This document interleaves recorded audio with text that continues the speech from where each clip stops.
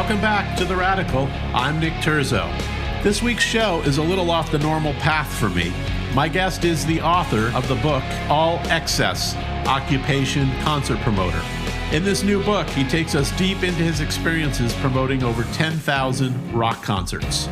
We discuss how the live touring business could greatly contribute to the logistics of mass COVID vaccinations, what the future holds for both independent promoters and the live touring business, and how creativity is used not only to sell concert tickets, but to build a business.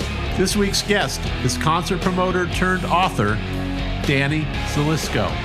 Up next, my chat with Danny Zelisko.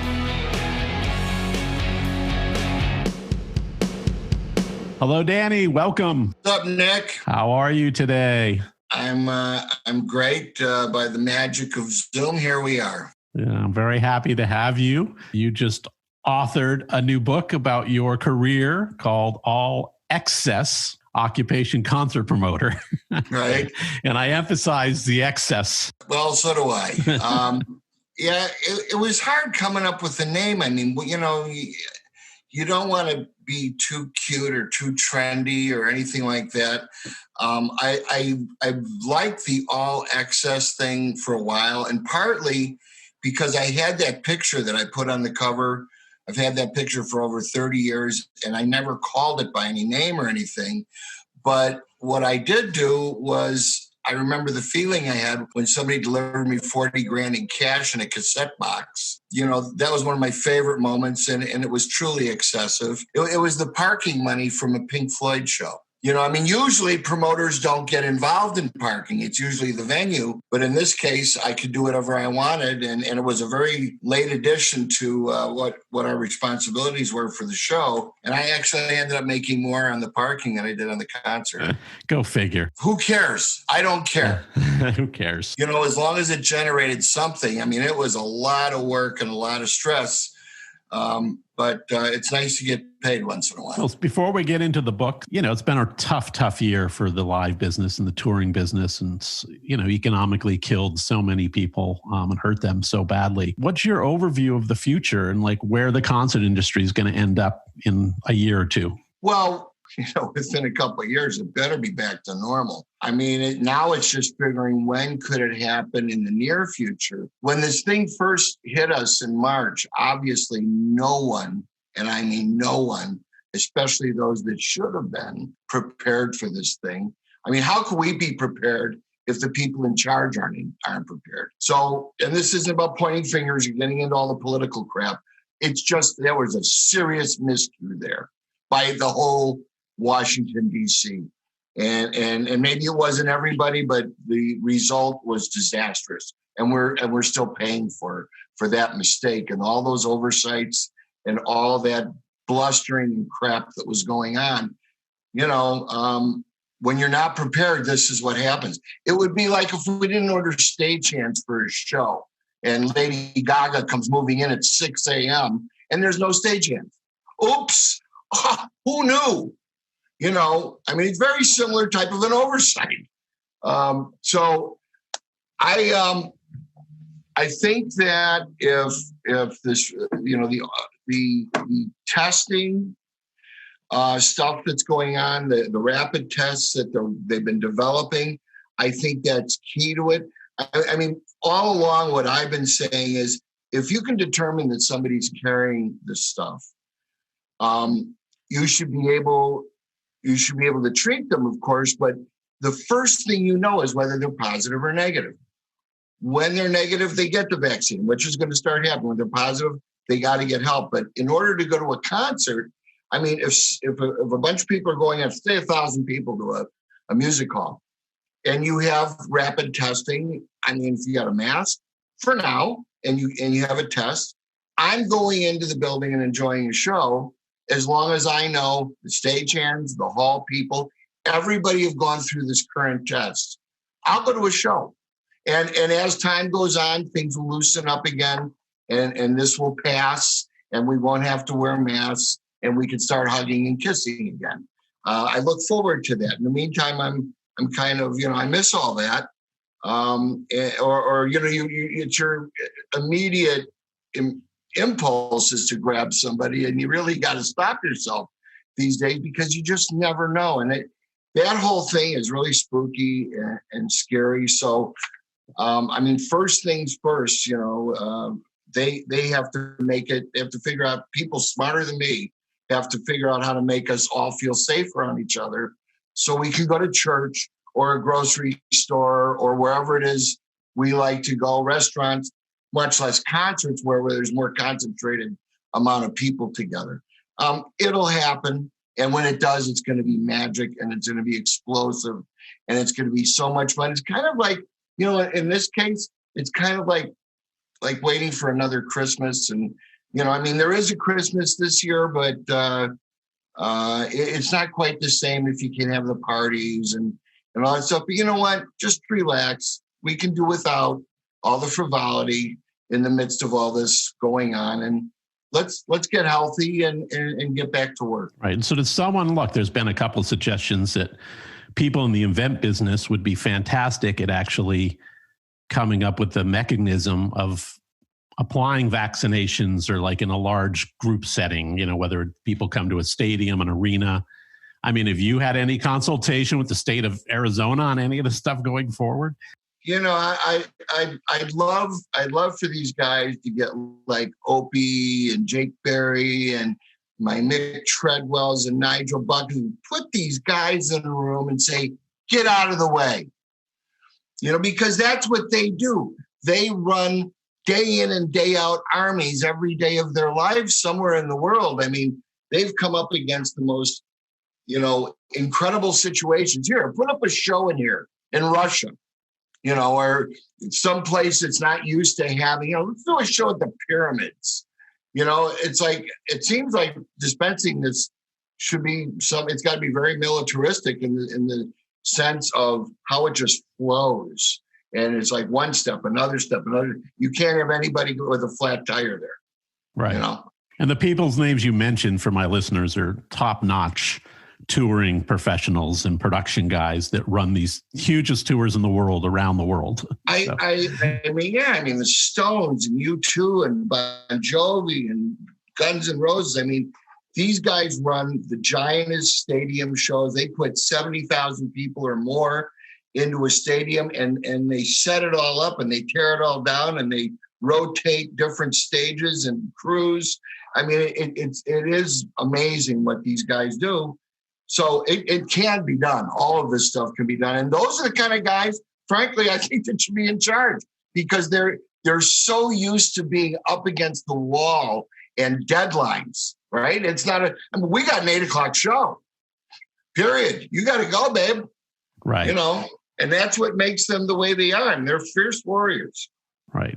So before we, again, get into the book too deeply, I wanted to just, for people listening, mostly I've spoken to artists, right, since I've started this podcast. So, and speaking to a concert promoter, it's a different game.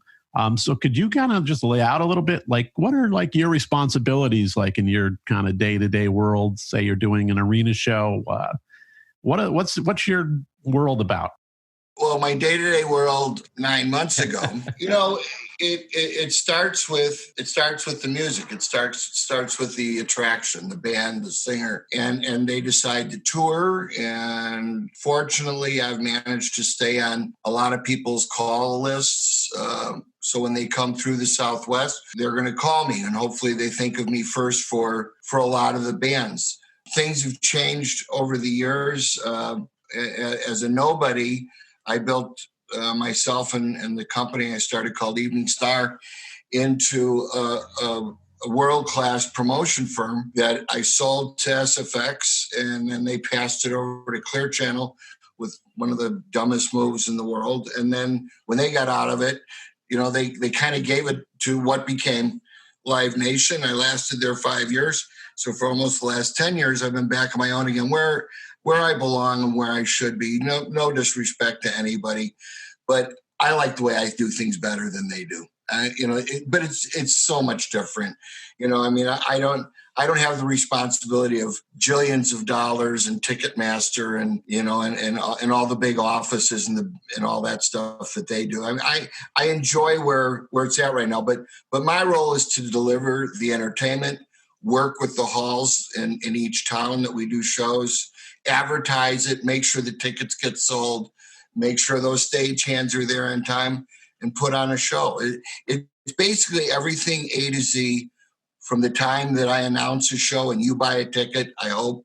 But the bottom line is, I don't want you as the customer, as the ticket buyer, to be involved in any of the grief or minutia that we go through. I want you to pay whatever it is you're paying, not knowing or caring what we had to go through to deliver that show on time. That's my problem. That's why I promoted it and sold you a ticket.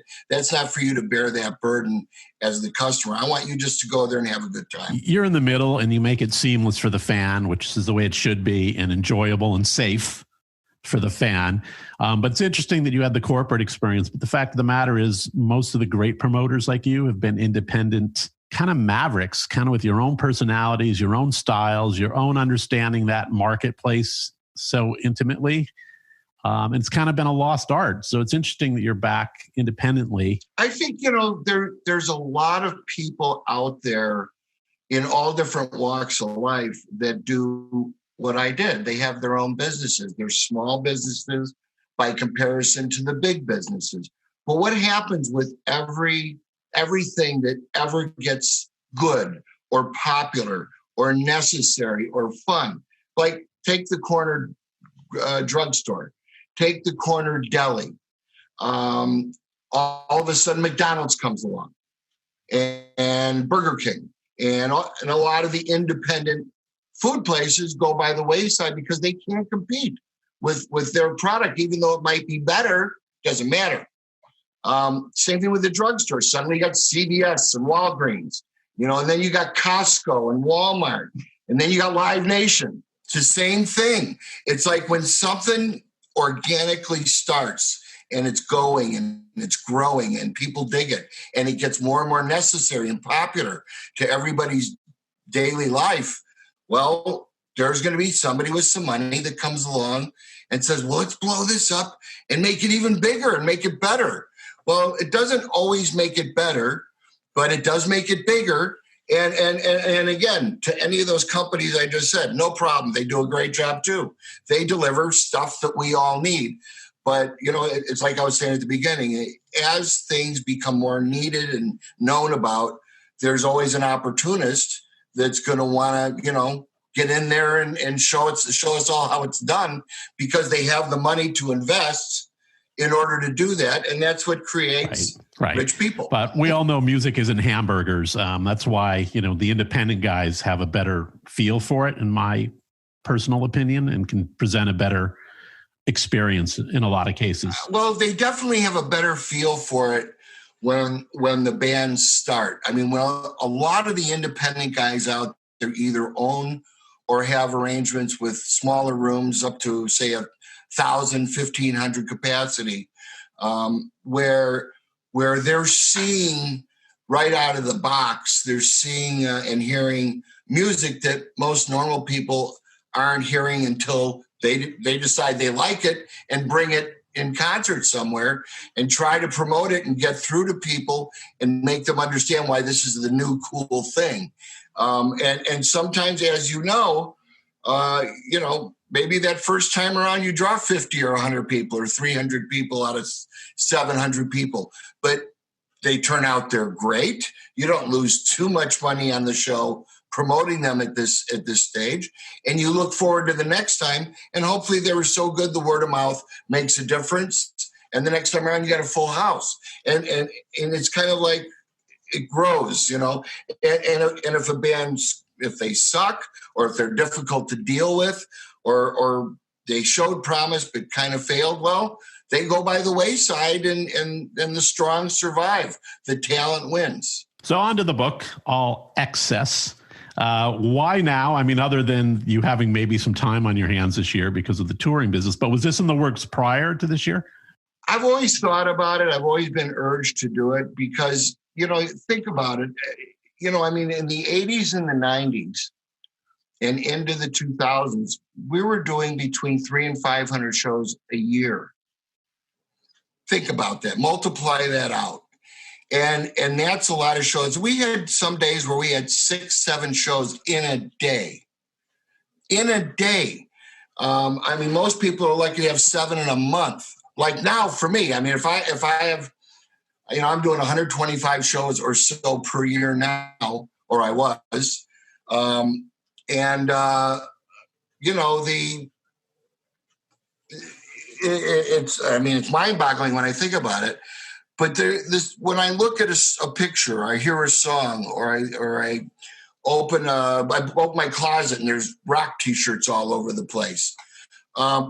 It reminds me of those shows. It reminds me of what happened. I mean, all day long, I am reminded about everything that goes on. And a lot of them are really fun, good, heartwarming stories, fun things, funny things that have happened. And it takes a certain type of character to try to share those. And when I say that, it's more than I am. It's so much work, writing and editing and placing photos. Tandra here in the next room saved the day here and really finished it strong. I mean, all the resources, all the material was there, but then you got to physically do it. And I mean, that was probably as hard as coming up with the memories and writing the words down themselves. So about 4 years ago, a little more than 4 years ago, I was watching Shark Tank one night, and my friend Bill Walton was on pushing somebody's product. I can't remember what it was. I don't even know if it worked. I never talked to him about it, but I watched the show, and this guy came on afterwards, and he had a ghostwriting business. So I called him the next day. Nice guy. One thing led to another. We made a deal, and he started helping me put this together. And the hardest thing about it, and probably why I didn't start long before, which I really wish I would have. I really wish I'd been keeping a journal all these years. So you never journaled? You never did anything? Oh, no.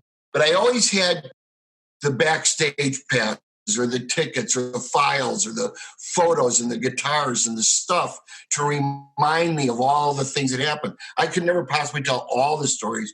I mean, after over 10,000 shows, it's insane. But picking out some of those good ones, and then maybe the ones that are a little bit more on the popular side, at least for my first attempt at it, I want to draw as many eyes, you know, to this as possible. So, you know, it's like a name dropper convention between the Beatles and the Dead and Motley and Scorpions and John Prine and Bill Graham and Alice Cooper and Shep Gordon. And it goes on and on. I got 60 chapters of headliners, man. And it's fun to talk about them, not to drop those names and not to brag about them, because it ain't bragging. They're my friends, or these things really happened. And I would love to be the fly on the wall that I got to be if I was somebody else who bought concert tickets or bought a lot of records, was really into music. People like all the background stuff, behind the scenes stuff. And it's fun. And it's always been fun for me to show people that, like, if I can bring a friend backstage to a show sometime, or have him drive with me to show me, pull into the backstage, and we park right next to the door, and we walk in, hey, how you doing? It's like, it's one of the greatest feelings in the world. And I'm hoping with this book, that's what I'm conveying to people. Well, it's bigger than President Obama's book, I think. So you he hasn't sold as many, baby. You'll get there. Oh, that Barack boy. Barack's a tough one to beat. So you grew up in Chicago, kind of like a sports obsessed kid. I mean, is that what started some of the collections, some of the interesting paths to being interested in like this? I mean, was it sports and music, or sports first? Sports. It was really sports first. Music was always around, but I didn't pay attention to it as a thing the way I did with baseball and football. We had the Chicago Bears and the White Sox and the Cubs. The White Sox won the World Series in 1959, which is now 61 years ago. And I'm here to tell you I remember it. I mean, which I find insane, okay? You know, I saw Hugh Grant on TV last night, and he's 6 years younger than me, and he looks 20 years older. So good for you, Hugh. Enjoy yourself, bro. But I learned how to read off of baseball cards. just to keep up with my two older brothers, because they could do it and I couldn't. It was very frustrating for them to look at something going, what are you guys doing? We're reading. You learn how to read. So by the time the White Sox came around, I was maybe 5. And a couple of years later, music entered into life. We were listening to these radio stations, AM stations in Chicago, because it was really before FM radio grabbed hold, which was later in the 60s and then into the 70s. So the only way we could hear music was on AM radio. But the AM radio of then compared to FM radio now was like underground radio. When you look at what was on the air at one time, you'd go Frank Sinatra to Bubble Puppy in the same hour. Dean Martin and the Jefferson Airplane and the Doors, and Can't Get Used to Losing You, Steve and Edie. I mean, on the same station. And we loved it. It was just all entertainment. It was all just good music. And then, like I was talking about with the Circle K's and the Walmarts and all that, well, then big shots get involved with money. And suddenly somebody's deciding what you're going to listen to and what you can't listen to on the public airwaves. When we had all of these groups at the beginning of their careers in the mid-'60s, getting all of this valuable airplay on free radio, you didn't have to pay to hear it. You turned it on in your car. Sure, it was a crummy speaker. It was AM radio. We didn't know what FM was, but we got to hear the Kinks and the Beatles and the Stones and the Dave Clark Five. One song after Manfred Mann, Do-Wah-Diddy. Come on, for free, out of nowhere. Boom, there she was, right? I mean, I Can See for Miles. I remember when I Can See for Miles came out. As a 45, it was a single, and it got played on this radio station 20 times a day. That's what broke The Who. That's what broke all of these bands. To this day, it's amazing how big they are and their staying power, despite people dying, breaking up, screwing up, doing dumb things, and also doing right things like writing I Can See for Miles. It's sensational. These days, artists don't have that ability to be heard the same way. I mean, there's all this stuff on the internet, which is great. And there's cable TV, which is great. And there's cable radio and everything else. But there's nothing like getting into a car and turning on the radio and something great comes out of there you've never heard before. And it's, You Really Got Me by the Kinks. Come on. There's a lot of bands of that quality out there all over the world that are not getting heard because people don't know. And it's hard to get through. There's so much clutter and noise out in the atmosphere of different things that you can do on any given day. In the old days, when I started promoting shows, we're going to do a show. What month is this? December, end of January. And I'm going to break it tomorrow. And I'm going to buy some ads and say it's going on sale Saturday. And you're going to line up Friday night, right? And you're going to go buy a ticket Saturday. And I'm going to have an ad in the newspaper. And I'm going to hand out flyers at other shows. And I'm going to talk about that show from the stage. But that's how we promote it. And we have these radio stations that played the music. And it's probably the most important missing part of what we do as concert promoters is that of all the groups that we do, normal promoters. I mean, I don't get Lady Gaga. I'm not doing Taylor Swift or Ariana Grande. And they get airplay. But one company or two companies pretty much control that level at this point. And again, no sour grapes, good for them. That's what they do. I work with a lot of really good bands and fantastic performers who are different than that. I'm no longer arena or stadium rock the way that I used to be. I love Guns N' Roses. I can't get a date with them. I love Journey. We're great friends. I can't get a date with them because somebody's offering so much money that it stops me from being able to do the show. The important thing is they're playing. People get to see them, and they're happy, and we all still get to be pals. I wish I was doing the shows, by the way. So I don't blame you one bit after those decades of relationships, especially early relationships. Look, you've just mentioned you've done over 10,000 shows. What do you attribute the key to your successful interactions with creative artists? How do you communicate with them? Have you ever been taken to the woodshed for something that you maybe didn't get right in a show? I mean, how have you built that reputation and to be able to really convey to an artist and speak their language through these years? It starts with respect. It starts with knowing who they are. It starts with knowing something about their music and what they do. A lot of people who buy shows, and I'm not thinking of anybody in particular, but I've seen it over the years. A lot of people who do shows aren't as into the music or the scene like I've been over the years, and that's just their way. I know a lot of promoters who are pretty bland, but they're really good at making deals. They're really good at working the community effort with buildings. They had great staffs of people that were really into it. They didn't have to be into it. They hired people, smart people who were into it. And these people became big guys in the business, like Barry Gable in Ohio, and Bob Rue. Look at Bob Rue. Bob Rue is a junior buyer at Pace, and now he's the president of Live Nation Talent. I mean, he's a great guy, and that's why he's there. He's a smart man. And so is Louis and all those other guys. But it's a fascinating mishmash and collaboration of ideas and thoughts that make all this happen. But the ability to speak the artist language is important, and that's just by not being weird, not fawning all over them, not being a groupie, not bringing 60 people backstage to see them right after they get off stage.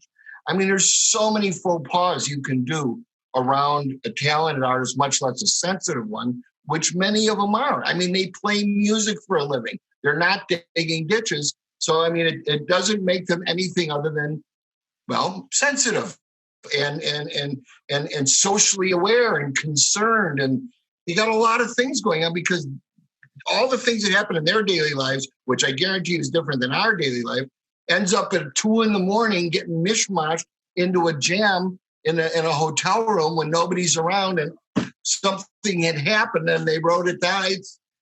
It's fascinating and loving their music, knowing how to promote them, filling a house. I mean, there's no better way to meet somebody when they show up and your show's sold out, right?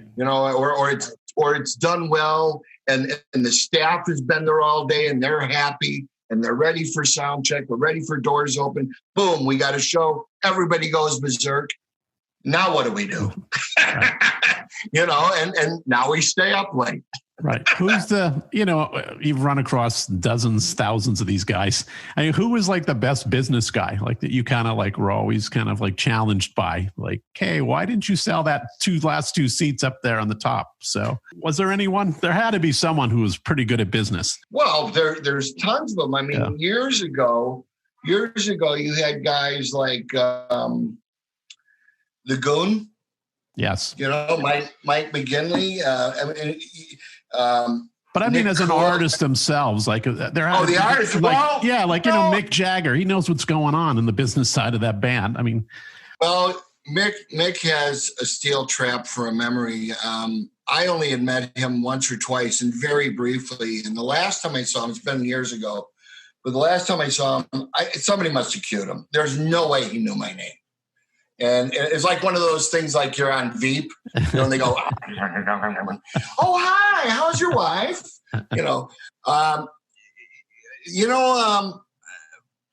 It's hard to come up with somebody off the top of my head. Most groups, most of the best ones have somebody that's as good at looking after them and their business as they are at making songs.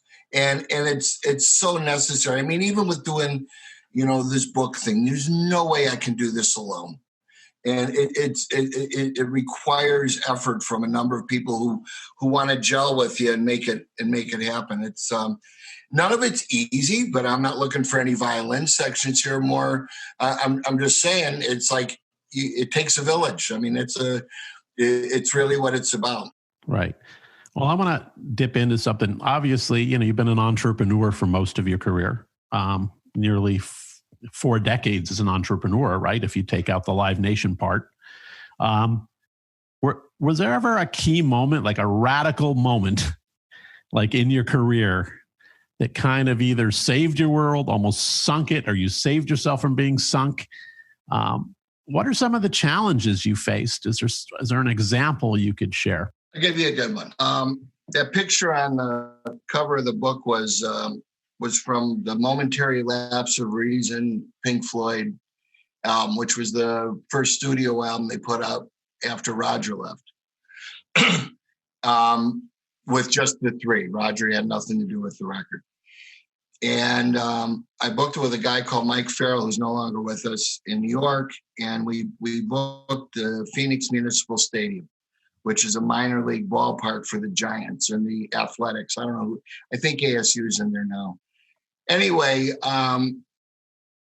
we booked the one show. It was 22,000 capacity after we added the floor seating and the bleachers, temporary bleachers. And the show sold really well right out of the box. And there I was with maybe 2,000 or 3,000 tickets left. And about 3 weeks later, Mike comes back and he goes, let's do another show. And it's really not the way to do it. And the demand wasn't so overwhelming, as opposed to it sold out in a minute. They had to get their stuff together and then let's add another show. I was still selling tickets, the worst ones. And the idea was, well, we'll get it all jump started again. But they made me buy it as a separate show. At which point I should have said, no, they are melted into one show. We do one settlement. You get paid X amount for both shows. And because you got all those expenses and all those advertising costs that promote both events. And it's like to say, all right, this is going to go to this one. Really stupid on my part. This is 1988, and I was very well seasoned already by then. I was actually well done by then. And my daughter was born that year. It was the same month as the show. And we got towards the very end. And my partners, who were Arnie Granite and Jess Nix, called me up one night together, which was rare. It was the first time. About 3-4 weeks before the show. And they said, did you really add a second show? I never told them because I thought it was a great move and I was going to just do my thing. And of course I had partners. And I kind of forgot that. And I thought I was making a good move. Well, by the time they called me, I had only 9,000 tickets sold. And I was moving about 50 a day, which isn't good when your show's less than a month away. And they just came right out and were barking at me about it. And I just said, do you want out? Do you want out? I don't blame you. Get out. Because I can't stand having bad vibes around me right now. There's a lot of pressure to begin with. I got a lot of tickets to sell. You're absolutely right. I should have told you. I apologize. And they go, really?